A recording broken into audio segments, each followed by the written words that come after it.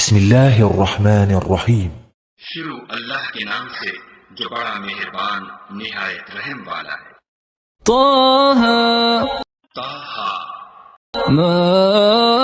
أنزلنا عليك القرآن لتشقى اے محمد صلی اللہ علیہ وآلہ وسلم، ہم نے تم پر قرآن اس لیے نازل نہیں کیا کہ تم مشقت میں پڑ جاؤ،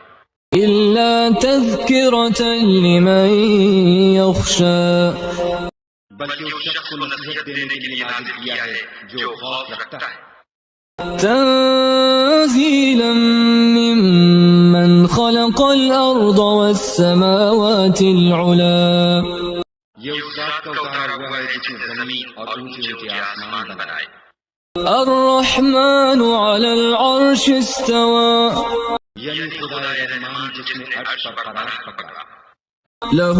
ما في السماوات وما في الأرض وما بينهما وما تحت الثرى